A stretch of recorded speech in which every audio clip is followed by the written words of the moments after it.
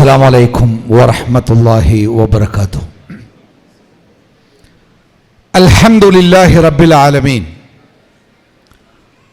والصلاة والسلام على رسوله الأمين وعلى آله وصحبه أجمعين. أما بعد، أعوذ بالله من الشيطان الرجيم. بسم الله الرحمن الرحيم. قل نحبطوا منها جميعا فإما يأتينكم مني هدى فمن تبع هداي فلا خوف عليهم ولا هم يحزنون. വേദിയിലുള്ള ആദരണീയരായ വ്യക്തിത്വങ്ങളെ, വിശുദ്ധ ഖുർആനിൻ്റെ വെളിച്ചവും അതിൻ്റെ സന്തോഷവും ജീവിതത്തിൽ അനുഭവിച്ചറിഞ്ഞ് അത് ലോകത്തിൻ്റെ മുമ്പിൽ പ്രചരിപ്പിക്കുവാനും പ്രദർശിപ്പിക്കാനും വേണ്ടി കേരളത്തിൻ്റെ നാനാഭാഗങ്ങളിൽ നിന്ന് ഈ വയനാട്ടിലേക്ക് ഒഴുകിയെത്തിയ പ്രിയപ്പെട്ട സഹോദരന്മാരെ, സഹോദരിമാരെ, സർവശക്തനായ അള്ളാഹുവിൻ്റെ നിയമങ്ങളും നിർദ്ദേശങ്ങളും ജീവിതത്തിൻ്റെ മുഴുവൻ സമയങ്ങളിലും സന്ദർഭങ്ങളിലും സാഹചര്യങ്ങളിലും കൃത്യമായി കാത്തു സൂക്ഷിക്കണം എന്ന് ഓർമ്മപ്പെടുത്തുകയാണ്. ജീവിതത്തിൽ സന്തോഷമുണ്ടാവുക എന്നത് നമ്മളെല്ലാവരും ആഗ്രഹിക്കുന്ന ഏറ്റവും പ്രധാനപ്പെട്ട ഒരു സംഗതിയാണ്. നമ്മുടെ ജീവിതം എപ്പോഴും സന്തോഷത്തിലാവുക എന്നതും നമ്മുടെ ഏറ്റവും വലിയ ആഗ്രഹമാണ്. പക്ഷേ നമുക്കെല്ലാവർക്കും ഇടയ്ക്കിടയ്ക്ക് തിരിച്ചറിയാറുണ്ട്, നമ്മുടെ ആഗ്രഹം പോലെ നമ്മുടെ ജീവിതം എപ്പോഴും സന്തോഷത്തിലാകുന്നില്ല. സങ്കടങ്ങളും ഉത്കണ്ഠകളും ഭയപ്പാടുകളും നിരാശകളുമൊക്കെ നമ്മുടെ ജീവിതത്തെ ഇടയ്ക്കിടയ്ക്ക് വേട്ടയാടിക്കൊണ്ടിരിക്കാറുണ്ട്. ഈ അവസ്ഥകളിൽ നിന്ന് ചിലരൊക്കെ സന്തോഷത്തിലേക്ക് വീണ്ടും തിരിച്ചു കയറാറുണ്ട്. ഒരുപാട് ആളുകൾ സന്തോഷത്തിലേക്ക് തിരിച്ചു കയറാൻ കഴിയാതെ ആ സന്തോഷം ലഭിക്കുവാൻ കൃത്രിമമായ മാർഗങ്ങൾ തേടാറുണ്ട്. വേറെ ചിലർ ആ സന്തോഷത്തിലേക്ക് എത്താൻ കഴിയാതെ കാലാകാലം മാനസിക രോഗികളായി, വിഷാദ രോഗികളായി മാറാറുണ്ട്. വേറെയും ചിലർ സന്തോഷം തീരെ കിട്ടാതെ വരുമ്പോൾ ഒരു കയറിൻ്റെ, ഷാളിൻ്റെ അല്ലെങ്കിൽ ഒരു സാരിയുടെ തുമ്പിൽ ജീവിതം അവസാനിപ്പിക്കാറുണ്ട്. ഇതൊക്കെ ഈ ലോകത്ത് നിരന്തരമായി നമ്മളൊക്കെ കണ്ടുകൊണ്ടിരിക്കുന്ന, കേട്ടുകൊണ്ടിരിക്കുന്ന, അനുഭവിച്ചു കൊണ്ടിരിക്കുന്ന ചില വർത്തമാനങ്ങളാണ്. നമ്മുടെ ഐക്യരാഷ്ട്രസഭ 2012 ഐക്യരാഷ്ട്രസഭ ഒരു തീരുമാനമെടുത്തു. എല്ലാ വർഷവും മാർച്ച് 20 ലോക സന്തോഷ ദിനമായിട്ട് ആചരിക്കണമെന്നാണ്. സ്വയം സന്തോഷിക്കുകയും മറ്റുള്ളവരെ സന്തോഷിപ്പിക്കുവാൻ ആവശ്യമായ കാര്യങ്ങൾ ചെയ്തുകൊണ്ട് ലോകത്താകമാനം സന്തോഷമുണ്ടാക്കുവാൻ ശ്രമിക്കണമെന്നതാണ് ഐക്യരാഷ്ട്രസഭയുടെ ഈ ദിനാചരണത്തിൻ്റെ ലക്ഷ്യമായിട്ട് പറയപ്പെടുന്നത്. കാരണം ലോകത്ത് മനുഷ്യരിൽ വലിയ ഒരു വിഭാഗം ആളുകൾ വിഷാദ രോഗത്തിന് അടിപ്പെട്ടുകൊണ്ടിരിക്കുന്നു എന്നതാണ്. നമ്മുടെ ഇന്ത്യ ലോകത്തിൽ ഏറ്റവും കൂടുതൽ യുവാക്കളുള്ള രാജ്യമാണ്. യുവത്വത്തിൻ്റെ കാര്യത്തിൽ ലോകത്തിലെ ഏറ്റവും സമ്പന്നമായ രാജ്യം. പല കാര്യത്തിലും നമ്മൾ ഒരുപാട് പിന്നിലാണെങ്കിലും ലോകത്ത് യുവാക്കളുടെ എണ്ണത്തിൽ ഏറെ മുന്നിലുള്ള, അല്ല ഏറ്റവും മുന്നിലുള്ള രാജ്യമാണ് നമ്മുടെ രാജ്യം. പക്ഷേ നമ്മുടെ ഇന്ത്യ രാജ്യത്തെ യുവാക്കളിൽ 65% ആളുകൾ വിഷാദ രോഗത്തിന് അടിപ്പെട്ടുകൊണ്ടിരിക്കുന്നു എന്നത് അത്ഭുതപ്പെടുത്തുന്ന, സങ്കടപ്പെടുത്തുന്ന, ഭയപ്പെടുത്തുന്ന ഒരു സത്യമാണ്. എന്തുകൊണ്ടാണ് ആളുകൾ വിഷാദ രോഗത്തിലേക്ക് കടന്നു പോകുന്നത്? എന്തുകൊണ്ടാണ് വിഷാദം എന്ന് പറയുന്നത് ഒരു മനുഷ്യൻ്റെ സ്വഭാവമായി, അവൻ്റെ പെരുമാറ്റമായി, ഒരു രോഗമായി മാറുന്നത് എന്നത് നമ്മൾ പ്രത്യേകമായി ചിന്തിക്കേണ്ടതാണ്. ഈ 65% എന്ന് പറയുന്നവരിൽ നമ്മുടെ മക്കളുണ്ടാവാം, പേരമക്കളുണ്ടാവാം, നമുക്ക് വേണ്ടപ്പെട്ടവരുണ്ടാവാം. അവർ പതുക്കെ പതുക്കെ ആരോടും സംസാരിക്കാതെ, ഒന്നിലും ഇടപെടാതെ, ഒന്നിലും പറ്റാതെ ഒന്നിച്ച് അല്ലെങ്കിൽ ഒറ്റക്ക് ദുഃഖിച്ചിരിക്കുന്ന, വിഷാദിച്ചിരിക്കുന്ന ഒരവസ്ഥയിലേക്ക് മാറിപ്പോകുന്നു എന്നത് സങ്കടകരമായ അവസ്ഥയല്ലേ? പലപ്പോഴും ഉമ്മമാരൊക്കെ ഫോൺ ചെയ്യാറുണ്ട്, ഉസ്താദെ എൻ്റെ മോനോട് ഇത്തിരി നേരം സംസാരിക്കോ, എൻ്റെ മോളോട് ഇത്തിരി നേരം സംസാരിക്കോ. പണ്ടൊക്കെയാണെങ്കിൽ അതിൻ്റെ കാരണം ഒരുപക്ഷെ പ്രണയമാവാം, അല്ലെങ്കിൽ മയക്കുമരുന്നുകളാവാം, അങ്ങനെ എന്തെങ്കിലുമൊക്കെ കാരണങ്ങളാവാം. പക്ഷേ ഇപ്പോൾ വിളിക്കുന്ന ഉമ്മമാരിൽ പലരും തങ്ങളുടെ മക്കളെക്കുറിച്ച് ഒരു വേവലാതിയായി, ആവലാതിയായി പറയുന്നത് അവനങ്ങനെ വീടിൻ്റെ വാതിലടച്ച് ഒറ്റയ്ക്കിരിക്കും, സമപ്രായക്കാരോട് പോലും കൂട്ടുകിടാറില്ല, വീട്ടിലേക്ക് വീട്ടിലേക്ക് അതിഥികൾ വന്നാൽ പോലും അവരോടൊന്ന് സംസാരിക്കാനോ അവരുമായിട്ട് ഇടപഴകാനോ അവർ താല്പര്യമില്ല. വീട്ടിലെ അനുജന്മാരോടും അനുജത്തിമാരോട് പോലും ഒന്ന് നന്നായിട്ട് പെരുമാറാൻ അവനോ അവൾക്കോ പറ്റുന്നില്ല. മിക്ക സമയത്തും റൂമിലാണ്, വാതിലടച്ചിരിക്കലാണ്, ഒറ്റക്കിരിക്കലാണ്, പെട്ടെന്ന് ദേഷ്യം വരലാണ്. അവൻ്റെ സ്വഭാവത്തിലൊക്കെ ചില വ്യത്യാസങ്ങൾ കാണുന്നുണ്ട്, എനിക്ക് പേടിയാവുന്നുണ്ട്, ആകെയുള്ള ഒരു ആൺതരിയാണ് എന്നൊക്കെ സങ്കടപ്പെടുന്ന ഉമ്മമാരുടെ സംസാരങ്ങൾ ഇടക്കിടക്ക് കേൾക്കാറുണ്ട്. പ്രിയപ്പെട്ട സഹോദര, പ്രിയപ്പെട്ട സഹോദരി, എന്താണ് ഈ സന്തോഷം എന്ന് പറഞ്ഞ സാധനം?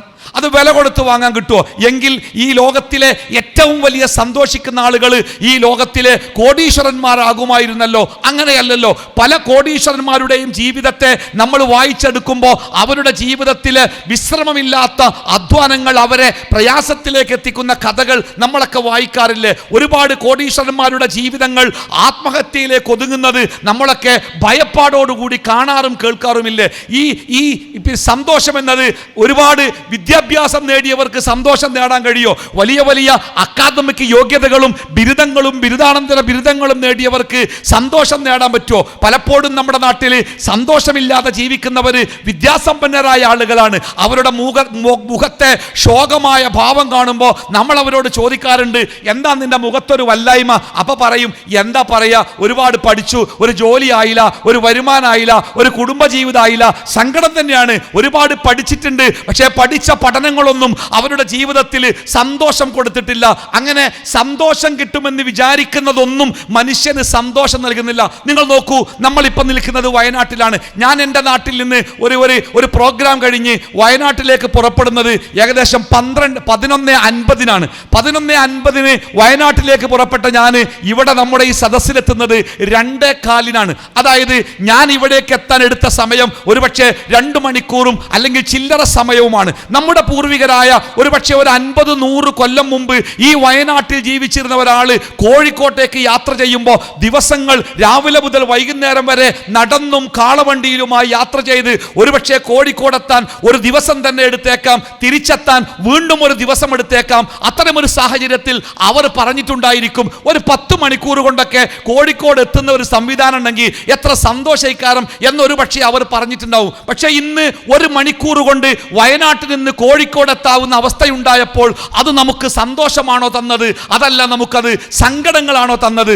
മനുഷ്യന്റെ ജീവിതത്തിന്റെ കാര്യങ്ങളെ എളുപ്പമാക്കാനും മനുഷ്യ ജീവിതത്തെ സുതാര്യമാക്കാനും ഓരോ ദിവസവും ലോകത്ത് പുതിയ പുതിയ കണ്ടുപിടുത്തങ്ങളാണ് മനുഷ്യന്മാർ നടത്തിക്കൊണ്ടിരിക്കുന്നത്. നമുക്കറിയാലോ, ഗൾഫിന്റെ 80കളിലെ 90കളിലേക്ക് ഗൾഫ് ജീവിതത്തെ കുറിച്ച് ആ കാലത്തെ പ്രവാസികൾക്കറിയാം. ജോലി കഴിഞ്ഞ് വൈകുന്നേരം നമ്മുടെ റൂമിലെത്തിയാൽ ആദ്യം ഓടുന്നത് നമുക്ക് വേണ്ട കത്തുകൾ, നമ്മുടെ നാട്ടിൽ നിന്ന് നമുക്കയക്കുന്ന കത്തുകൾ. ആ കത്തുകൾ വരുന്ന ഏതെങ്കിലും പോസ്റ്റ് ബോക്സുകൾ ഏതെങ്കിലും കടയിലോ ബഗാലയിലോ ഒക്കെ എൻ്റെ കത്ത് കൂടി നോക്കണം കേട്ടോ എന്ന് പറഞ്ഞ് നമ്മൾ നമ്മുടെ അഡ്രസ്സിന്റെ ഭാഗമായി കൊടുത്ത ആ ബഗാലയിലേക്കോ ആ കടയിലേക്കോ നമ്മൾ ഓടിച്ചെന്ന് ചോദിക്കും, എനിക്ക് കത്തുണ്ടോ? കത്തുണ്ട് എന്ന് കേൾക്കുമ്പോൾ ഒരു സന്തോഷമുണ്ട്, കത്തില്ല എന്ന് കേൾക്കുമ്പോൾ ഒരു സങ്കടമുണ്ട്. അത്തരം സമയത്തൊക്കെ ഒരുപക്ഷെ നമ്മൾ ആ പ്രവാസികൾ മനസ്സുകൊണ്ട് പറഞ്ഞിട്ടുണ്ടാവും, ഇങ്ങനെയൊന്നും അല്ലാതെ എൻ്റെ വീട്ടിലുള്ള ആളുകളോടൊക്കെ ഒന്ന് സംസാരിക്കാൻ എല്ലാ ദിവസവും വേണ്ട, ആഴ്ചയിൽ ഒരിക്കലെങ്കിലും വീട്ടുകാരോട് സംസാരിക്കുന്ന ഒരവസ്ഥ ഉണ്ടായിരുന്നെങ്കിൽ എത്ര നന്നായിരുന്നു എന്ന് ആ കാലത്തെ പ്രവാസികൾ ചിന്തിച്ചിട്ടുണ്ടാവാം. പക്ഷെ ഇന്ന് 1 മണിക്കൂറിൽ 1 മിനിറ്റിൽ പലവട്ടം നമ്മുടെ വീട്ടുകാർക്ക് പ്രവാസികളുമായി സംസാരിക്കുവാനുള്ള അവസരമുണ്ടായപ്പോൾ പ്രിയപ്പെട്ടവരെ, അത് നമ്മുടെ ജീവിതത്തിൽ സന്തോഷമാണോ ഉണ്ടാക്കിയത്, സങ്കടമാണോ ഉണ്ടാക്കിയത്? നമ്മുടെ പ്രവാസികൾ, ഇപ്പോഴത്തെ പുതിയ പ്രവാസികൾ പറയാറുണ്ട്, വീട്ടുകാർക്ക് എന്താ, ഒരു രാവിലെ വിളിക്കും 1000 റുപ്യ വേണം, ഉച്ചക്ക് വിളിക്കും 1000 റുപ്യ വേണം, വൈകുന്നേരം വിളിക്കും 1000 റുപ്യ വേണം, ഓൾക്ക് വിളിച്ചാൽ മതിയാലോ, നമ്മൾ എവിടുന്ന പൈസ ഉണ്ടാക്കുക എന്ന് സങ്കടപ്പെടുന്ന പുതിയ പ്രവാസികളെ നമ്മൾ പ്രവാസ ലോകത്ത് കാണാറുണ്ട്. ഞാൻ സൂചിപ്പിച്ചത്, മനുഷ്യന്റെ ജീവിതം സുഖകരവും സന്തോഷകരവുമാകും എന്ന് വിചാരിച്ച് കാലാകാലങ്ങളായിട്ട് മനുഷ്യൻ ലോകത്ത് കണ്ടുപിടിച്ച കണ്ടുപിടുത്തങ്ങളോ സാങ്കേതിക തികവുകളോ ഒന്നും മനുഷ്യന് സമാധാനം കൊടുത്തില്ല. അതുകൊണ്ട് തന്നെ മനുഷ്യ ജീവിതം കൂടുതൽ ദുർഘടമായ വഴിയിലേക്ക് മാറുകയും മനുഷ്യന്റെ സ്വഭാവത്തെ വലിയ രൂപത്തിൽ അത് ബാധിക്കുകയും ഒട്ടുമിക്ക മനുഷ്യന്മാരും വിഷാദ രോഗത്തിന്റെ അടിമകളാവുകയും ചെയ്തു എന്ന് മാത്രമല്ല, ബാക്കിയുള്ള ആളുകൾ തങ്ങളുടെ ജീവിതത്തിൽ സമാധാനം ഉണ്ടാവണമെങ്കിൽ മയക്കുമരുന്നുകളിലേക്കും ലഹരിയിലേക്കും പോകണം എന്നിടത്തേക്ക് ലോകം എത്തിയിരിക്കുന്നു എന്നത് എത്രമേൽ അപകടകരമാണല്ലേ. നമ്മുടെ നാട്ടിലൊക്കെ ഈ മദ്യഷാപ്പുകൾ അല്ലെങ്കിൽ ലഹരി വസ്തുക്കൾ വിൽക്കുന്ന ഈ ഫോറിൻ മദ്യം ഇതൊക്കെ വിൽക്കുന്ന ഷോപ്പുകളുടെ എണ്ണത്തിൽ കുറവ് വരുത്തണം, അല്ലെങ്കിൽ മാസത്തിന്റെ ചില ദിവസങ്ങളിലൊക്കെ ഇത്തരം ലഹരി വിൽക്കുന്ന കടകൾ അടച്ചിടണമെന്ന് ചില ആളുകൾ ആവശ്യപ്പെട്ടപ്പോൾ നമ്മുടെ ഭരണാധികാരികൾ പറഞ്ഞൊരു മറുപടി ഉണ്ട്. എന്താണ് ആ മറുപടി എന്നറിയോ? നമ്മുടെ നാട്ടിൽ യഥേഷ്ടം മദ്യം കിട്ടാതെയായാൽ ഒരു വലിയ അപകടം വരാനുണ്ടെന്നാ. എന്താ അപകടം എന്നറിയോ? ടൂറിസ്റ്റുകൾ നമ്മുടെ നാട്ടിലേക്ക് വരാതെയാവും. ടൂറിസ്റ്റുകളുടെ യാത്രക്കാരുടെ ടൂറിസ്റ്റ് അഥവാ ഈ വിനോദസഞ്ചാരികളുടെ വിനോദത്തിൻ്റെ ഏറ്റവും വലിയ ഒരു ഭാഗമാണ് ലഹരി എന്നത്. ആ ലഹരി വസ്തുക്കൾ യഥേഷ്ടം കിട്ടുന്ന രാജ്യങ്ങളിലേക്കാണ് അവർ അവരുടെ ടൂറിസത്തിൻ്റെ മാപ്പുകളിലൂടെ യാത്രകൾ തയ്യാറാക്കുക. നമ്മുടെ കേരളത്തിൽ ഈ ലഹരി വസ്തുക്കൾ കിട്ടാത്ത അവസ്ഥ വരുമ്പോൾ അന്താരാഷ്ട്ര ടൂറിസ്റ്റുകൾ നമ്മുടെ കേരളത്തിലേക്ക് വരാതെയാകും. അതുകൊണ്ട് അത് കേരളത്തിൻ്റെ വരുമാനത്തെ ബാധിക്കും. അതുകൊണ്ട് ലഹരി വസ്തുക്കൾ വിൽക്കുന്ന കടകൾ ഒരു കാരണവശാലും അടച്ചിടാനാവുകയില്ല എന്ന് നമ്മുടെ ഭരണാധികാരികൾ പറയുമ്പോൾ, പ്രിയപ്പെട്ടവരെ, നമ്മൾ മനസ്സിലാക്കേണ്ട സംഗതിയുണ്ട്. നമ്മളൊക്കെ വിചാരിക്കൽ എന്താണെന്നറിയോ? ഈ ടൂറിസ്റ്റുകൾ എന്ന് പറയുന്നവർ അല്ലെങ്കിൽ ലോകത്തിൻ്റെ പല ഭാഗങ്ങളിൽ നിന്ന് ഇറങ്ങിത്തിരിച്ച് തങ്ങളുടെ യാത്രകൾ വിനോദസഞ്ചാരത്തിന് വേണ്ടി ചെലവഴിക്കുന്ന ആളുകൾ ഒരുപക്ഷെ നമ്മൾ വിചാരിക്കും അവർ വലിയ സന്തോഷത്തിലാണ്, ആ സന്തോഷം കൊണ്ടാണല്ലോ അവരൊക്കെ ടൂർ പോകുന്നത്. പ്രിയപ്പെട്ടവരെ, അവർ സന്തോഷം തേടി യാത്ര പോകുന്നവരാണ്. ആ യാത്രയിൽ അവർക്ക് ലഭിക്കുന്ന പ്രകൃതിയിലെ കാഴ്ചകളോ അനുഭവങ്ങളോ അവരുടെ മനസ്സിന് സന്തോഷം കൊടുക്കാതെ വരുമ്പോൾ കൃത്രിമമായി ആ സന്തോഷം ലഭിക്കുവാനുള്ള മാർഗമാണ് ലഹരിയിൽ അഭയം തേടുക എന്നത്. ലഹരിയുടെ സന്തോഷം സ്ഥായിയായ സന്തോഷമല്ല. ഒരുപക്ഷെ കള്ളു കുടിക്കുന്നവൻ ലഹരി, നിങ്ങളൊക്കെ രാത്രിയിൽ കോഴിക്കോട് പ്രൈവറ്റ് ബസ് സ്റ്റാൻഡിൻ്റെ ഓരങ്ങളിലൂടെ, എറണാകുളത്ത് റെയിൽവേ സ്റ്റേഷൻ്റെ KSRTC ബസ് സ്റ്റാൻഡിൻ്റെ ഒക്കെ ഓരങ്ങളിലൂടെ രാത്രി 1 മണിക്കോ 2 മണിക്കോ ഒക്കെ നിങ്ങളങ്ങനെ സഞ്ചരിക്കുക. അവിടെയൊക്കെ മതിലുകളിൽ ചാരിയിരുന്ന് ആകാശത്തിൻ്റെ ശൂന്യതയിലേക്ക് നോക്കി നീട്ടി വളർത്തിയ മുടിയും താടിയുമായിട്ട് അങ്ങനെ ചിരിച്ചുകൊണ്ടിരിക്കുന്ന കുറേ ജന്മങ്ങളെ നമുക്ക് കാണാൻ പറ്റും. ഒരുപക്ഷെ നമുക്ക് തോന്നും എന്തൊരു സന്തോഷാല് ഈ പാതിരാത്രിയിലും അവരങ്ങനെ ചിരിച്ചുകൊണ്ടിരിക്കുക. പക്ഷേ അവരുടെ ലഹരിയുടെ അളവ് ഒരിത്തിരി കഴിയുമ്പോൾ, ഇത്തിരി കുറയുമ്പോൾ ആ ചിരി മാറും. ആ ചിരി ഒരുപക്ഷെ ഭ്രാന്തമായ പൊട്ടിച്ചിരിയിലേക്കോ അല്ലെങ്കിൽ തേങ്ങലുകളിലേക്കോ സങ്കടങ്ങളിലേക്കോ പരാക്രമം കാണിക്കുന്ന അക്രമ സ്വഭാവത്തിലേക്കോ അത് മാറിയേക്കാം. കാരണം അവർ സന്തോഷമുണ്ടാകുവാൻ വേണ്ടി, ദുഃഖങ്ങളും പ്രയാസങ്ങളും ഒക്കെ മറക്കാൻ വേണ്ടി അവരുടെ മസ്തിഷ്കത്തിനെ മരവിപ്പിച്ച് കളയുന്ന മയക്കുമരുന്നുകളിലാണ് അവർ അവരുടെ ജീവിതത്തിൻ്റെ സമാധാനം തേടുന്നത്. ഞാൻ സംസാരിക്കുന്നത് ജീവിതത്തിലെ സന്തോഷം വിശുദ്ധ ഖുർആനിലൂടെ എങ്ങനെയാണ് നേടിയെടുക്കാൻ പറ്റുക. നമ്മൾ ഖുർആൻ പഠിച്ചവരാണ്, അത് മനസ്സിലാക്കിയവരാണ്, അത് ജീവിതത്തിൻ്റെ ഭാഗമാക്കേണ്ടവരാണ്, അത് പ്രചരിപ്പിക്കേണ്ടവരാണ്. ആ നമ്മളാണ് മനസ്സിലാക്കേണ്ടത് എങ്ങനെയാണ് സന്തുഷ്ടമായ ഒരു ജീവിതം നമ്മുടെ വിശുദ്ധ ഖുർആനുമായി, വിശുദ്ധ ഖുർആൻ അനുസരിച്ച് ഒരു ജീവിതത്തിലൂടെ എങ്ങനെയാണ് സന്തുഷ്ടമായ ഒരു ജീവിതത്തിലേക്ക് എത്തിപ്പെടാൻ പറ്റുക. ഞാൻ നിങ്ങളെ ഓതി കേൾപ്പിച്ച ഒരു ആയത്തുണ്ടല്ലോ, നിങ്ങൾക്ക് ആദം നബി അലൈഹി സ്വലാത്തു വസ്സലാമിനെയും ഹവ്വ ബീവിയെയും അല്ലാഹു സുബ്ഹാനഹു വ തആല സ്വർഗത്തിലാണ് പാർപ്പിച്ചത്. ആ സ്വർഗത്തിൽ വെച്ച് അരുതെന്ന് പറഞ്ഞ ഒരു പ്രക്രിയ, ഒരു പ്രവൃത്തി അവർ ചെയ്തപ്പോൾ അല്ലാഹു തആല അവരെ ഭൂമിയിലേക്ക് നാടുകടത്തി, അവരെ പുറത്താക്കി. ആ പുറത്താക്കിക്കൊണ്ട് അല്ലാഹു തആല അവരോട് പറഞ്ഞൊരു വാക്കുണ്ട്. എന്താ പറഞ്ഞത്? ഖുൽ നഹ്ബിതു മിൻഹാ ജമീഅ, ഇറങ്ങിപ്പോവുക. ഈ സ്വർഗത്തിൽ നിന്ന് നിങ്ങളെല്ലാവരും ഇറങ്ങിപ്പോവുക. ഇനി നിങ്ങൾ എത്തുന്നത് ഭൂമിയിലേക്കാണ്. ആദമും ഹവ്വയും സ്വർഗത്തിൽ നിന്നും എത്തിയത് ഭൂമിയിലാണ്. എന്താ സ്വർഗവും ഭൂമിയും തമ്മിലുള്ള വ്യത്യാസം? സ്വർഗത്തിൽ സന്തോഷമേ ഉള്ളൂ, സ്വർഗത്തിൽ സമാധാനമേ ഉള്ളൂ. എന്താഗ്രഹിക്കുന്നോ അതൊക്കെയും ആഗ്രഹിച്ചതുപോലെ കിട്ടുന്ന ഒരു ലോകമാണ് സ്വർഗം. പക്ഷേ ഭൂമി അങ്ങനെയല്ല. ഭൂമിയിൽ സങ്കടങ്ങളുണ്ട്, ഭൂമിയിൽ പ്രയാസങ്ങളുണ്ട്, ഭൂമിയിൽ ദുരിതങ്ങളുണ്ട്, ഭൂമിയിൽ ദുരന്തങ്ങളുണ്ട്. സ്വർഗത്തിൽ നിന്ന് ഭൂമിയിലേക്ക് എത്തുന്ന ഒരാളെ സംബന്ധിച്ച് അവന്റെ ജീവിതം നരകതുല്യമാകുമെന്ന് പറയുന്നത് ഒരുപക്ഷെ ഭാഷാപരമായി അത് അനുകൂലമായേക്കാം. സ്വർഗത്തിൽ എനിക്കൊരു ഗ്ലാസ് കഞ്ഞിവെള്ളം കിട്ടട്ടെ എന്ന് ആഗ്രഹിച്ചാൽ, ഞാൻ സ്വർഗത്തിലാണെങ്കിൽ ഞാൻ ആഗ്രഹിക്കുക എനിക്കൊരു ഗ്ലാസ് കഞ്ഞിവെള്ളം കിട്ടട്ടെ.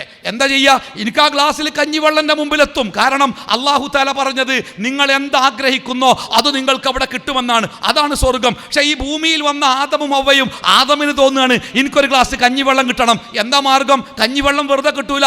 ആദ്യം ഭൂമി ഉഴുതണം, അവിടെ ഞാറ്, അവിടെ വിത്ത് വതക്കണം, ഞാറ് പറിക്കണം, അത് പിന്നീട് കുഴിച്ചിടണം, അത് വിളവാകണം, അത് മൂത്ത് വരുമ്പോൾ അത് പാകമാകുമ്പോൾ അത് കൊയ്തെടുക്കണം, അത് കുത്തി അരിയാക്കണം. ആ അരി കലത്തിലിട്ട് വെള്ളമൊഴിച്ച് തീ കത്തിച്ച് തിളപ്പിച്ചാലേ കുടിക്കാൻ കഞ്ഞിവെള്ളം കിട്ടൂ. അതാണ് ഭൂമിയിലെ സവിശേഷത. അതുകൊണ്ട് തന്നെ സകല സുഖങ്ങളുടെയും സന്തോഷത്തിൻ്റെയും ഭൂമികയായ സ്വർഗത്തിൽ നിന്ന് ഭൂമിയിലേക്ക് മാറ്റപ്പെട്ട് ഈ ഭൂമിയിൽ എന്ത് ചെയ്യണമെന്നറിയാതെ അന്തിച്ചു നിൽക്കുന്ന ആദമിനും ഔവക്കും അള്ളാഹു നൽകുന്ന ഒന്നാമത്തെ നിർദ്ദേശങ്ങളിൽപ്പെട്ട ഒരു നിർദ്ദേശമാണ്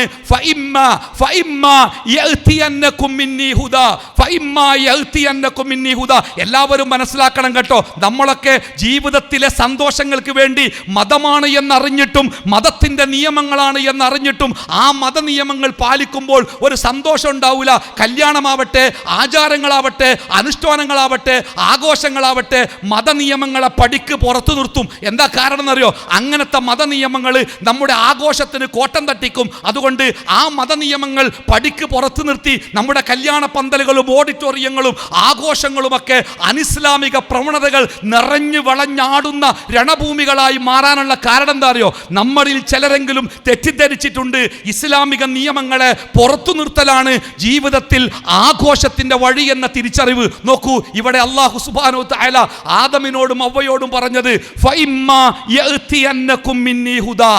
എന്നിൽ നിന്ന്, അല്ലാഹുവിൽ നിന്ന് നിങ്ങൾക്ക് കൃത്യമായ ചില മാർഗദർശനങ്ങൾ വന്നുകൊണ്ടിരിക്കും.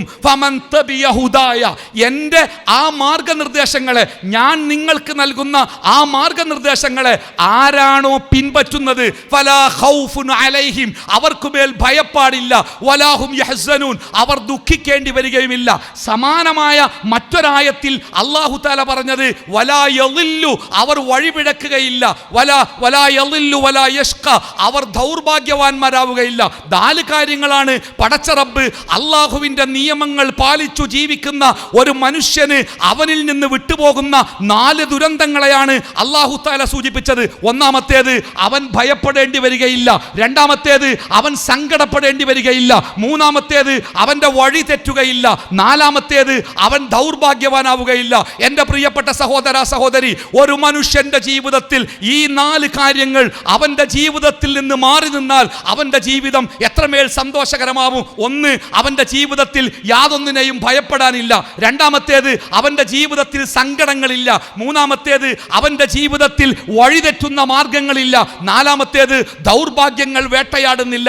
ഈ 4 കാര്യങ്ങൾ ഒരു മനുഷ്യന്റെ ജീവിതത്തിൽ ഉണ്ടാകുമ്പോഴല്ലേ അവന്റെ ജീവിതം സന്തോഷത്തിന്റെ വലിയ ജീവിതമാകുന്നത്. അതുകൊണ്ട് തന്നെ കൃത്യമായിട്ട് എൻ്റെ സംസാരത്തിന്റെ ആദ്യത്തെ, അല്ലെങ്കിൽ എനിക്ക് നിങ്ങൾക്ക് കൈമാറാനുള്ള ഈ വിഷയവുമായി ബന്ധപ്പെട്ട ഒന്നാമത്തെ പോയിന്റ് എന്ന് പറയുന്നത്, ജീവിതത്തിൽ സമാധാനവും സന്തോഷവും നിങ്ങൾ തേടുന്നുണ്ടോ എങ്കിൽ അതിനാവശ്യമായ ഒന്നാമത്തെ സംഗതി ജീവിതത്തെ ഖുർആനിന്റെ നിയമങ്ങൾക്ക് വേണ്ടി, ആ നിയമങ്ങൾക്കനുസരിച്ച് പടച്ച റബ്ബിന് സമർപ്പിച്ച് ഒരു മുസ്ലിം ആവുക എന്നതാണ്. കാരണം നമ്മുടെ ജീവിതത്തെ നമ്മളെ സൃഷ്ടിച്ച പടച്ച റബ്ബ്, നമ്മുടെ മനസ്സിനെ സൃഷ്ടിച്ച പടച്ച റബ്ബ്, നമ്മുടെ മനസ്സിന്റെ വിവിധമായ ഭാവങ്ങളെ, വികാരങ്ങളെ സൃഷ്ടിച്ച പടച്ച റബ്ബ്, ആ പടച്ച റബ്ബിൽ നിന്നാണ് നമുക്ക് സ്ഥായിയായ സന്തോഷം ലഭിക്കേണ്ടത്. ഹബീബായ മുഹമ്മദ് മുസ്തഫ സ്വല്ലല്ലാഹു അലൈഹി വസല്ലമ തന്റെ സുജൂദിലെ പ്രാർത്ഥനകളിൽ ഏറ്റവുമേറെ പ്രാർത്ഥിച്ച ഒരു പ്രാർത്ഥന, യാ മുഖല്ലിബൽ ഖുലൂബ്, യാ മുഖല്ലിബൽ ഖുലൂബ് സബ്ബിത് ഖൽബി അലാ ദീനിക്, അല്ലാഹുവേ എൻ്റെ ഹൃദയത്തെ നിന്റെ മതത്തിൽ നീ ഉറപ്പിച്ചു നിർത്തണേ എന്ന് അല്ലാഹുവിൻ്റെ ഹബീബ് പ്രാർത്ഥിച്ചപ്പോൾ ആയിഷ റളിയല്ലാഹു അൻഹയുടെ ചോദ്യമുണ്ട്, അല്ലാഹുവിൻ്റെ പ്രവാചകരെ, അങ്ങയുടെ ഹൃദയം ഇതുവരെ ഉറച്ചിട്ടില്ലേ എന്ന് അല്ലാഹുവിൻ്റെ പ്രവാചകൻ സ്വല്ലല്ലാഹു അലൈഹി വസല്ലമ ആയിഷ ബീവി കൊടുത്ത മറുപടിയുണ്ട്. ആ മറുപടി നമ്മൾ മറക്കരുത്. പ്രവാചകൻ പറഞ്ഞത്, ആയിഷ, മനുഷ്യന്റെ ഹൃദയം അല്ലാഹുവിൻ്റെ വിരൽ തുമ്പിലാണ് ആയിഷ. അതെങ്ങോട്ടാണ് മാറിപ്പോവുക, എങ്ങോട്ടാണ് അല്ലാഹു മാറ്റുക? സന്തോഷത്തിലേക്കാണോ, സങ്കടത്തിലേക്കാണോ, വഴികേടിലേക്കാണോ, വികാരത്തിലേക്കാണോ? നമുക്ക് പറയാൻ പറ്റൂല. അതുകൊണ്ട് പ്രാർത്ഥിക്കണം എപ്പോഴും, അല്ലാഹുവേ എൻ്റെ ഹൃദയത്തെ നിന്റെ ദീനിൽ ഉറപ്പിച്ചു നിർത്തണേ എന്ന്. അതുകൊണ്ട് എൻ്റെ പ്രിയപ്പെട്ടവരെ, ഒന്നാമതായി മനസ്സിലാക്കുക, സന്തോഷം എന്നത് മനുഷ്യന്റെ ഹൃദയത്തിന്റെ ഒരു പ്രവർത്തനം കൊണ്ട് ലഭിക്കുന്ന ഒരവസ്ഥയാണ്. സന്തോഷം എന്നത് ഭൗതികമായ സംഗതിയല്ല, അത് ആത്മീയമാണ്. അത് മനുഷ്യന്റെ മനസ്സും അവന്റെ ഹൃദയവുമായി ബന്ധപ്പെട്ട് കിടക്കുന്ന ഒരു സംഗതിയാണ്. ഈ മനസ്സും ഹൃദയവുമാവട്ടെ നമ്മുടെ നിയന്ത്രണത്തിലുള്ള കാര്യമല്ല, അത് സൃഷ്ടാവായ റബ്ബിന്റെ നിയന്ത്രണത്തിലുള്ള കാര്യമാണ്. അതുകൊണ്ട് തന്നെ നമ്മുടെ മനസ്സ് സന്തോഷമാവാൻ എപ്പോഴും സൃഷ്ടാവിന് ജീവിതം ജീവിതം സമർപ്പിച്ച് ആ സൃഷ്ടാവിനോട് തേടിക്കൊണ്ടിരിക്കുക. ആ വിശുദ്ധ ഖുർആനിന്റെ വചനങ്ങളും കൽപ്പനകളും ജീവിതത്തിന്റെ ഭാഗമാകുമ്പോൾ അത് നമുക്ക് നൽകുന്ന ഒന്നാമത്തെ സമ്മാനമാണ് ഈ ലോകത്തെ ജീവിതം സന്തോഷകരമായിരിക്കും. ഹബീബായ മുഹമ്മദ് മുസ്തഫ സ്വല്ലല്ലാഹു അലൈഹി വസല്ലമ അവിടുന്ന് വളർത്തിയെടുത്ത സ്വഹാബത്ത് അവരുടെ ജീവിതം പരീക്ഷണത്തിന്റെ തീച്ചൂളയിലൂടെ കടന്നുപോയപ്പോഴും ജീവിതത്തിൽ സമാധാനം എന്താണെന്നും സന്തോഷം എന്താണെന്നും അനുഭവിക്കാൻ അവർക്ക് സാധിച്ചിട്ടുണ്ട്. ആയിഷ റളിയല്ലാഹു അൻഹയും പ്രവാചകനും നടന്നു പോകുമ്പോൾ നമുക്കറിയുന്ന കഥയാണ്. പ്രവാചകൻ ആയിഷയോട് പറഞ്ഞില്ലേ, ആയിഷ നമുക്കൊരു ഓട്ട മത്സരം നടത്തിയാലോ? പ്രിയപ്പെട്ടവരെ, ബെഡ്റൂമിന്റെ ഉള്ളിൽ വെച്ചല്ല കേട്ടോ മത്സരിക്കുന്നത്, ഇൻഡോർ സ്റ്റേഡിയത്തിലല്ല മത്സരിക്കുന്നത്. എല്ലാവരും നടന്നു പോകുന്ന പൊതുവഴിയിലാണ്, പരസ്യമായിട്ടാണ്. നമ്മളോടൊക്കെ ഡോക്ടർമാർ പറയേ രാവിലെ ഒന്ന് നടക്കണം കേട്ടോ. ആയിക്കോട്ടെ, നടന്നോളാം. എവിടെ നടക്കുക നിങ്ങൾ? ബെഡ്റൂമിൽ, കിച്ചണിൽ, ഹാളിൽ. പുറത്തിറങ്ങി നടക്കാൻ നമുക്ക് മടിയാ. അതുകൊണ്ടാണ് ഓടാൻ വേണ്ടിയുള്ള മെഷീൻ വാങ്ങി വീടിന്റെ ഉള്ളിൽ വെച്ചത്. ഇപ്പൊ ആ സാധനം മാറ്റിവെക്കാൻ റൂമിൽ സ്ഥലമില്ലാതെ അതൊരു മുടക്കാച്ചലക്കായിട്ട്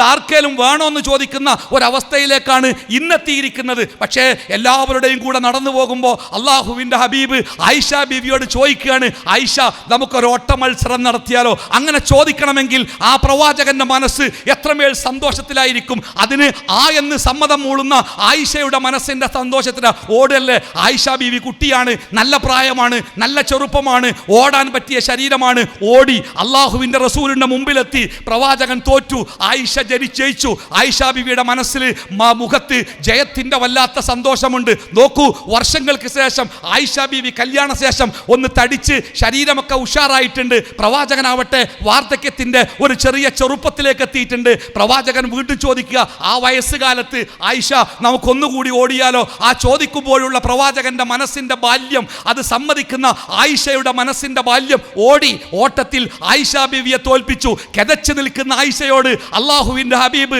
14 രാവിന്റെ പ്രകാശമുള്ള മുഖത്തോടു കൂടി പറഞ്ഞത്, ആയിഷ ഇത് അന്ന് നീ എന്നെ തോൽപ്പിച്ചില്ലേ, അതിന് പകരം വീട്ടിയതാണ് കേട്ടോ. അള്ളാഹുവിന്റെ ഹബീബ് കോടീശ്വരനായിരുന്നില്ല.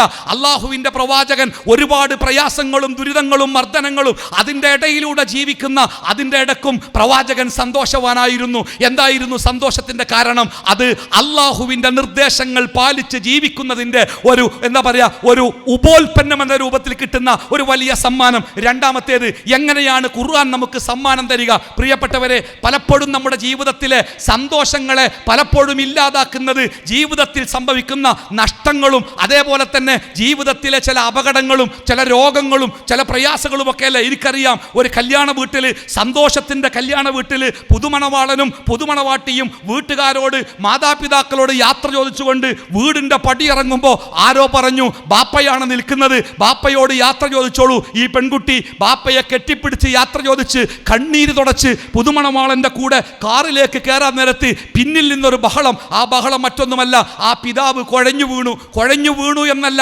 മാറ്റിക്കിടത്തുമ്പോഴേക്ക് ജീവൻ ചിറകടിച്ചു പോയിരിക്കുന്നു. കല്യാണത്തിന്റെ സന്തോഷം നിറഞ്ഞു നിൽക്കുന്ന ആ കല്യാണ പന്തലിലേക്ക് കണ്ണീരിന്റെ വാർത്തയായി ആ പിതാവിന്റെ മരണമുണ്ടാവുകയാണ്. ജീവിതം അങ്ങനെയാണ്. ഓരോ വളവിലും തിരിവിലും എവിടെയാണ് സങ്കടങ്ങളും സന്തോഷങ്ങളും കാത്തിരിക്കുന്നത് എന്ന് ഒരാൾക്കും കണ്ടെത്താനാവുകയില്ല. പക്ഷേ നിങ്ങൾ ഖുർആൻ അനുസരിച്ച് ജീവിക്കാൻ തയ്യാറാണോ? നിങ്ങൾ അള്ളാഹുവിന്റെ കൽപ്പന പാലിക്കാൻ തയ്യാറാണോ?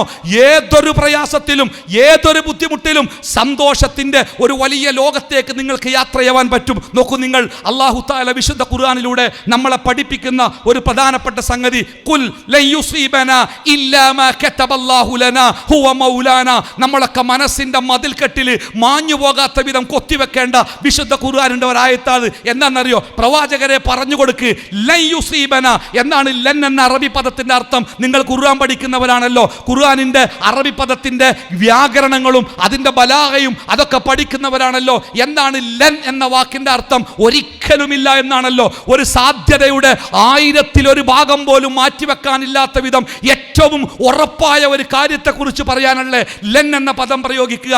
ലൻ യുസീബന ഇല്ലാ മാ കതബല്ലാഹു ലനാ. അല്ലാഹു സുബ്ഹാനഹു വ തആല നമ്മുടെ ജീവിതത്തിൽ സംഭവിക്കണമെന്ന് അല്ലാഹു നിശ്ചയിച്ച കാര്യങ്ങൾ എന്താണോ അതല്ലാതെ യാതൊന്നും നമ്മുടെ ജീവിതത്തിൽ സംഭവിക്കുന്നില്ല.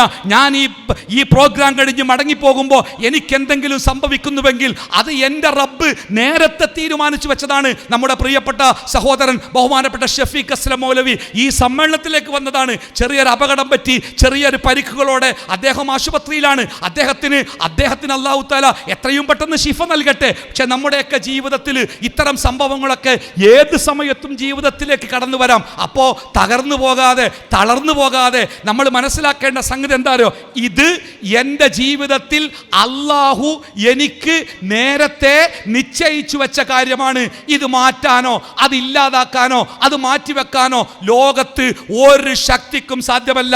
ഹബീബായ റസൂലുള്ളാഹി സ്വല്ലല്ലാഹു അലൈഹി വസല്ലമയുടെ മകൾ, ആ മകളുടെ കുട്ടി ഒരു രോഗം ബാധിച്ച് അത്യാസന്ന നിലയിലേക്ക് കിടക്കുന്നു. പ്രവാചകൻ സ്വല്ലല്ലാഹു അലൈഹി വസല്ലമ ഒരു യാത്രയിലാണ്. ഈ മകൾക്ക് ബേജാറായി, കുട്ടിൻ്റെ ആരോഗ്യാവസ്ഥ മോശമാവുക, ആശുപത്രിയും ചികിത്സയൊന്നും ഇല്ലല്ലോ. മകൾക്ക് പേടിയായി. മകൾ ബാപ്പാന്റെ അടുത്തേക്ക്, പ്രവാചകന്റെ അടുത്തേക്ക് ആളെ പറഞ്ഞയച്ചു. റസൂലേ, എൻ്റെ കുട്ടിക്ക് വല്ലാത്ത അവസ്ഥയിലാണ്. പ്രവാചകന് മകളുടെ അടുത്തേക്ക് വരാൻ പറ്റിയ സമയമല്ല. അതുകൊണ്ട് പ്രവാചകൻ ഒരു ദൂതനെ പറഞ്ഞയച്ചു മകളുടെ അടുത്തേക്ക്. മകളോട് എൻ്റെ സലാം പറയണം, മകളോട് എൻ്റെ സലാം പറയണം. പിന്നെ ഒരു കാര്യം കൂടി അവളോട് പറയണം, അല്ലാഹു തന്നത് അല്ലാഹു തിരിച്ചെടുക്കും. അല്ലാഹു തന്നത് ഒരു കുട്ടിയെ റബ്ബ് തരുമ്പോൾ മാതാവിൻ്റെ ഗർഭാശയത്തിൽ 120 ദിവസം പൂർത്തിയാകുന്ന ആ ദിവസത്തിൽ അല്ലാഹു കുറിച്ചു വച്ചിട്ടുണ്ട് ഈ ലോകത്ത് എത്ര സമയം, എത്ര ദിവസം, എത്ര മണിക്കൂർ, എത്ര മിനിറ്റ്, എത്ര സെക്കൻഡ് അവൻ ഈ ലോകത്തുണ്ടാകുമെന്ന് റബ്ബ് തീരുമാനിച്ചിട്ടുണ്ട്. ആ സമയമാകുമ്പോൾ അല്ലാഹു തിരിച്ചെടുക്കും. അതിൻ്റെ പേരിൽ പരിധി വിട്ട് അതിര് വിട്ട് ദുഃഖിക്കേണ്ടതില്ല എന്ന് മകളോട് പറയണമെന്ന ഉപദേശത്തോടെ അല്ലാഹുവിൻ്റെ ഹബീബ് ഒരു ദൂതനെ പറഞ്ഞേക്കുക. നോക്കൂ നിങ്ങൾ, ഒരു മനുഷ്യൻ്റെ ജീവിതത്തിൽ സമാധാനത്തിന് വേണ്ടി എൻ്റെ മുമ്പിലിരിക്കുന്ന ഒരുപാട് ചെറുപ്പക്കാരും ചെറുപ്പക്കാരികളും സങ്കടങ്ങളെ പറയാനുള്ളൂ, അവർക്ക് പ്രയാസങ്ങളെ പറയാനുള്ളൂ, ദുഃഖങ്ങളെ സംസാരിക്കാനുള്ളൂ. സംസാരിച്ച് തുടങ്ങുമ്പോഴേക്ക് 22ഉം 30ഉം ഒക്കെ വയസ്സുള്ള ചെറുപ്പക്കാരൻ്റെ ശബ്ദമിടറുകയാണ്, ചെറുപ്പക്കാരികളുടെ കണ്ണ് നിറയുകയാണ്. സങ്കടത്തിൻ്റെ കഥകളാണ്. സാമ്പത്തികം, ജോലി, വീട്ടിലെ അവസ്ഥ, ബന്ധുക്കളുടെ അവസ്ഥ, ഒരുപാട് ദുരന്തത്തിൻ്റെ ചിത്രങ്ങളാണ് വരച്ച് കാണിക്കാനുള്ളത്. എൻ്റെ പ്രിയപ്പെട്ടവരെ, നിങ്ങൾ ഖുർആൻ അനുസരിച്ചു ജീവിക്കാൻ തയ്യാറുള്ളവരാണെങ്കിൽ സമാധാനത്തിൻ്റെ ഒരു ശാന്തി മന്ത്രം ഇതാ കുറിച്ചു വെച്ചോളൂ. ഖുൽ, നബിയെ പറഞ്ഞു കൊടുക്ക്, ലയുസീബനാ ഇല്ലാ മാ കതബല്ലാഹു ലനാ. അല്ലാഹു എന്താണോ നമുക്ക് വേണ്ടി നിശ്ചയിച്ചിട്ടുള്ളത് അതല്ലാതെ നമ്മുടെ ജീവിതത്തിൽ യാതൊന്നും സംഭവിക്കുകയില്ല. അപ്പം നമ്മളൊക്കെ മനസ്സിലാക്കുക, നമ്മുടെ ജീവിതത്തിലെ ജയങ്ങളും പരാജയങ്ങളും, നമ്മുടെ ജീവിതത്തിലെ ബുദ്ധിമുട്ടുകളും പ്രയാസങ്ങളും കണ്ണീരും സന്തോഷവും ഒക്കെ അല്ലാഹു തആല രേഖപ്പെടുത്തിയതാ. ഇനി അതിൻ്റെ കൂടെ ഒരു കാര്യം കൂടി നിങ്ങൾ മനസ്സിൽ ചേർത്ത് വെക്കണം, ഹുവ മൗലാന, ഹുവ മൗലാന. നമ്മുടെ ജീവിതത്തിൽ ഈ സങ്കടങ്ങളൊക്കെ തരുന്ന, ഈ പ്രയാസങ്ങളൊക്കെ തരുന്ന ആ പടച്ച റബ്ബുണ്ടല്ലോ, അവൻ നമ്മുടെ ശത്രുവല്ല, അവൻ നമ്മളോട് പകയുള്ളവനല്ല, അവൻ നമ്മളോട് പ്രതികാരമുള്ളവനല്ല, നമ്മുടെ യജമാനനാണ്. യജമാനൻ എന്നാൽ നമ്മുടെ മാതാപിതാക്കൾ നമ്മളെ സ്നേഹിച്ചതിനേക്കാൾ 100 ഇരട്ടി നമ്മളെ സ്നേഹിക്കുന്ന നമ്മുടെ റബ്ബാണ് നമ്മുടെ ജീവിതത്തിൽ ഇത്തരം കാര്യങ്ങൾ തീരുമാനിക്കുന്നത്. അപ്പോൾ അതിൻ്റെ പേരിൽ വേദനിക്കേണ്ട. നിങ്ങളോട് വെറുപ്പുള്ള, നിങ്ങൾ വേദനിക്കണമെന്ന് ആഗ്രഹിക്കുന്ന, നിങ്ങളങ്ങനെ വറവ് ചട്ടിയിലെ കടുക് പോലെ പ്രയാസങ്ങളിൽ ആകപ്പാടങ്ങനെ പൊട്ടിത്തെറിച്ച് കഷ്ടപ്പെട്ട് ജീവിക്കുന്നത് കണ്ട് അത് കണ്ട് ചിരിക്കുന്ന ഒരു മനോരോഗമുള്ള ക്രൂരനായ ഒരു പടച്ച റബ്ബല്ല നമ്മുടെ റബ്ബ്. അർഹമുർ റാഹിമീൻ, അർഹമുർ റാഹിമീൻ. കരുണ കാണിക്കുന്നവരുടെ കൂട്ടത്തിൽ ഏറ്റവും കരുണ കാണിക്കുന്ന കാരുണ്യവാനായ നിങ്ങളുടെ രക്ഷിതാവായ ആ റബ്ബുണ്ടല്ലോ, ആ റബ്ബാണ് കേട്ടോ നിങ്ങളുടെ ജീവിതത്തിൽ ഈ അവസരങ്ങളൊക്കെ ഉണ്ടാക്കുന്നത്. അത് നിങ്ങളോടുള്ള വെറുപ്പ് കൊണ്ടല്ല, നിങ്ങളോട് പ്രത്യേകിച്ച് ദേഷ്യമുള്ളത് കൊണ്ടല്ല, നിങ്ങൾ എടങ്ങേറാകണമെന്ന് ഉദ്ദേശിച്ചുകൊണ്ടല്ല. ഹബീബായ മുഹമ്മദ് മുസ്തഫ സ്വല്ലല്ലാഹു അലൈഹി വസല്ലമയോട് ഒരാൾ വന്ന് ചോദിച്ചു, അല്ലാഹുവിൻ്റെ റസൂലേ, ഈ ലോകത്ത് അല്ലാഹുവിൻ്റെ ഏറ്റവും തീഷ്ണമായ പരീക്ഷണങ്ങൾക്ക് വിധേയരാകുന്നത് ആരാണ് പ്രവാചകരെ? നോക്കൂ നിങ്ങൾ, പ്രവാചകൻ കൊടുത്ത മറുപടി അൽ അംബിയാ, അൽ അംബിയാ, അല്ലാഹുവിൻ്റെ പ്രവാചകന്മാരാണ്. അല്ലാഹുവിൻ്റെ കൽപ്പനകൾ അക്ഷരം പ്രതി പാലിച്ച്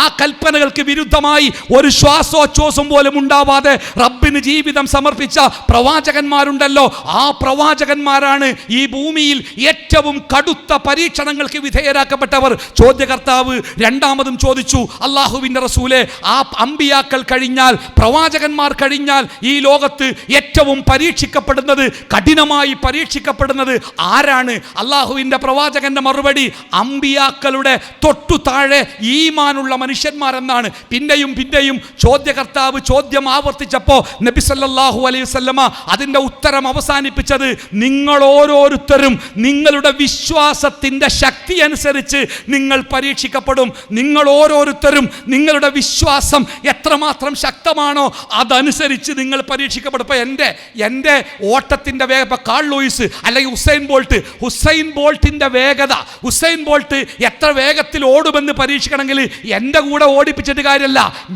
അദ്ദേഹം ഓടുന്ന വേഗതയിൽ എനിക്ക് ഓടാൻ കഴിയില്ല.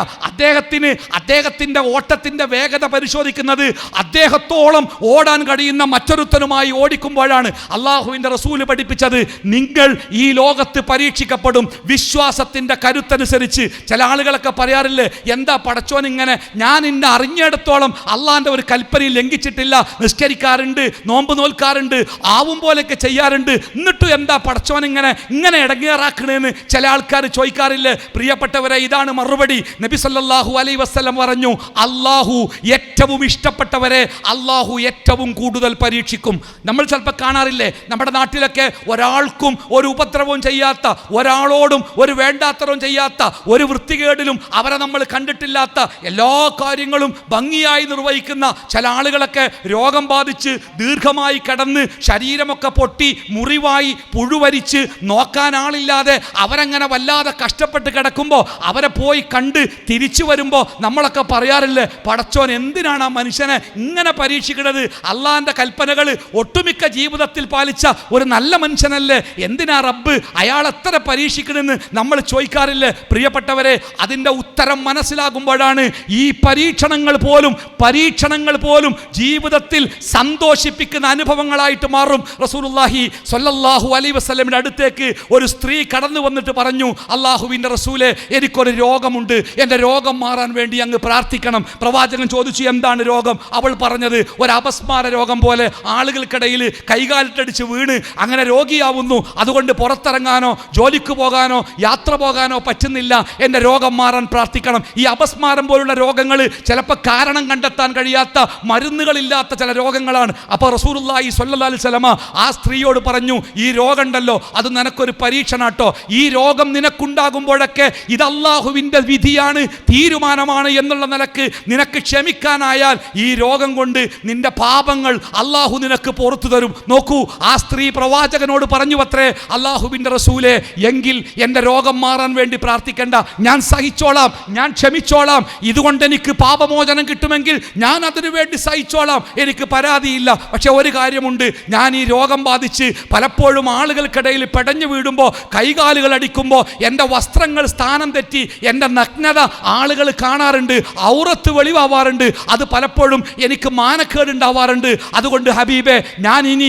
ഈ രോഗം ബാധിച്ച് പെടഞ്ഞു വീടുമ്പോൾ എൻ്റെ വസ്ത്രങ്ങൾ സ്ഥാനം തെറ്റാതിരിക്കാൻ വേണ്ടി അങ്ങ് അള്ളാഹുവിനോട് പ്രാർത്ഥിക്കണം കേട്ടോ. പ്രവാചകൻ പ്രാർത്ഥിച്ചു. എന്നിട്ട് പ്രവാചകൻ തൻ്റെ അനുയായികൾക്ക് പഠിപ്പിച്ചു കൊടുത്തു, സ്വർഗത്തിലേക്ക് പോകുന്ന ഒരു പെണ്ണിനെ കാണാൻ ആർക്കെങ്കിലും കൊതിയുണ്ടെങ്കിൽ ദാ അവളെ നോക്കിക്കോ. കറുത്ത ഒരു സ്ത്രീ, കാണാൻ സൗന്ദര്യമില്ല, കുറിയവളാണ്, പക്ഷേ അവൾ സ്വർഗത്തിലേക്കാണ്. എന്താ കാരണമെന്നറിയുമോ? ജീവിതത്തിലെ ഏതൊരു പ്രയാസങ്ങളെയും അത് അല്ലാഹുവിൻ്റെ വിധിയാണെന്നറിയുമ്പോൾ ആ പ്രയാസങ്ങളെ സന്തോഷത്തോടെ സ്വീകരിക്കാൻ സാധിക്കുന്ന ആ മാനസികാവസ്ഥയുണ്ടല്ലോ, അത് സ്വർഗാവകാശികൾക്ക് വേണ്ടി നിർമ്മിക്കപ്പെട്ട മാനസികാവസ്ഥയാണ് എന്ന് നമ്മൾ മനസ്സിലാക്കണം. ഞാൻ എൻ്റെ സംസാരം അവസാനിപ്പിക്കട്ടെ. നമ്മുടെ ഈ പൊതുസമ്മേളനത്തിൽ ഇനിയും ഒട്ടേറെ ആളുകൾ സംസാരിക്കാനുണ്ട്. എനിക്ക് നിങ്ങളോട് പറയാനുള്ളത്, നമ്മൾ വിശുദ്ധ ഖുർആൻ അനുസരിച്ച് ജീവിക്കുമ്പോൾ അത് നമുക്ക് പട്ടിണിയില്ലാത്ത ജീവിതം തരുമെന്നോ, ശത്രുക്കളില്ലാത്ത ജീവിതം തരുമെന്നോ, അപകടങ്ങളില്ലാത്ത ജീവിതം തരുമെന്നോ, പ്രതിസന്ധികളില്ലാത്ത ജീവിതം തരുമെന്നോ ആരും വിചാരിക്കരുത്. ഇതൊക്കെ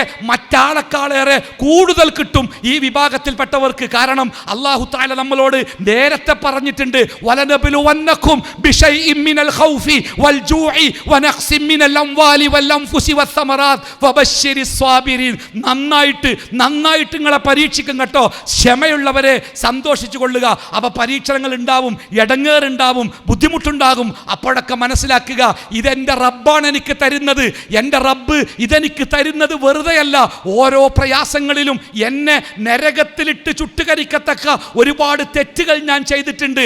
ആ തെറ്റുകളിൽ നിന്ന് എന്നെ രക്ഷപ്പെടുത്താനാണ് എൻ്റെ റബ്ബ് ഇതുപോലത്തെ പരീക്ഷണങ്ങൾ എൻ്റെ ജീവിതത്തിലേക്ക് വീണ്ടും വീണ്ടും തരുന്നത്. അതുകൊണ്ട് ആ പരീക്ഷണങ്ങൾ എൻ്റെ റബ്ബിന് എന്നോടുള്ള ഇഷ്ടമാണ് എന്ന് മനസ്സിലാക്കാനും ആ പരീക്ഷണങ്ങളെ ക്ഷമയോടുകൂടി തരണം ചെയ്യുവാനും നമുക്ക് സാധിക്കുമ്പോൾ സന്തോഷത്തിൻ്റെ തീരത്തേക്ക് നമ്മുടെ ജീവിതം പതുക്കെ പതുക്കെ യാത്രയാവും. എൻ്റെ പ്രിയപ്പെട്ടവരെ, ഇന്നലെയോ മിനിഞ്ഞാന്നോ ഞാനൊരു സോഷ്യൽ മീഡിയയിൽ ഒരു ഏറെ സെലിബ്രിറ്റിയായ ഒരുപാട് ആരാധകരും അതേപോലെ ആസ്വാദകരുമൊക്കെയുള്ള ഒരു പെൺകുട്ടിയുമായിട്ടുള്ള ഒരു ഇൻ്റർവ്യൂ ഞാൻ വായിച്ച്. ഇൻ്റർവ്യൂവിൽ ആ പെൺകുട്ടി പറയുന്നൊരു വാക്കുണ്ട്, നിങ്ങളുടെ സങ്കടം എന്താണ്? ആ സങ്കടം പെൺകുട്ടി എന്താ പറഞ്ഞാലോ, എൻ്റെ സങ്കടം എനിക്കൊരു ദൈവവിശ്വാസിയാവാൻ പറ്റുന്നില്ല, ദൈവമുണ്ട് എന്ന് വിശ്വസിക്കാൻ എനിക്ക് പറ്റുന്നില്ല, ഞാനൊരു നിരീശ്വരവാദിയാണ്, എനിക്ക് ദൈവവിശ്വാസിയാവാൻ പറ്റുന്നില്ല.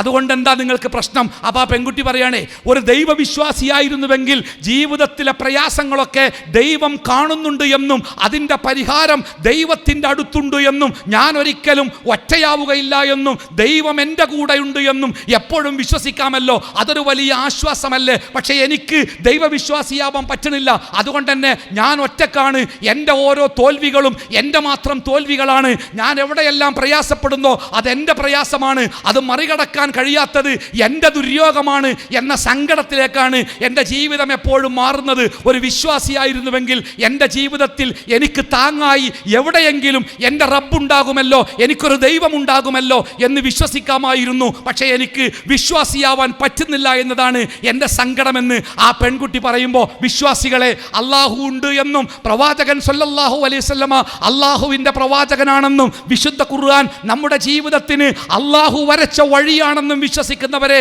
ജീവിതത്തിലെ സന്തോഷത്തിന് കൃത്രിമമായ മാർഗങ്ങളോ ഇവന്റ് മാനേജ്മെന്റുകളുടെ തിരക്കഥകളോ ലഹരിയുടെ മാസ്മരിക ലോകങ്ങളോ ആഹ്ലാദത്തിൻ്റെ അനുഭൂതിയുടെ കണ്ണഞ്ചിപ്പിക്കുന്ന വർണ്ണാഭമായ കാഴ്ചകളോ അല്ല ജീവിതത്തിൻ്റെ ശാശ്വതമായ സന്തോഷം. ആ സന്തോഷത്തിലേക്ക് നടത്തുന്ന വഴിയാണ് വിശുദ്ധ ഖുർആനിൻ്റെ വഴി എന്ന് തിരിച്ചറിയാൻ നമുക്ക് സാധിക്കണം. സന്തോഷം വേണോ? ആ വഴിയിലൂടെ നടന്നോളൂ. നിങ്ങളുടെ ജീവിതം പ്രയാസത്തിൻ്റെ നരിപ്പോടിലും നിങ്ങളുടെ മനസ്സിൽ സന്തോഷത്തിൻ്റെ പൂത്തിരികത്തും. അല്ലാഹു തആല നമ്മളെ അനുഗ്രഹിക്കട്ടെ. വസല്ലല്ലാഹു അലാ മുഹമ്മദിൻ വഅലാ ആലിഹി വസഹ്ബിഹി അജ്മഈൻ. അൽഹംദുലില്ലാഹി റബ്ബിൽ ആലമീൻ. അസ്സലാമു അലൈക്കും വറഹ്മത്തുള്ളാഹി വബറകാതുഹു.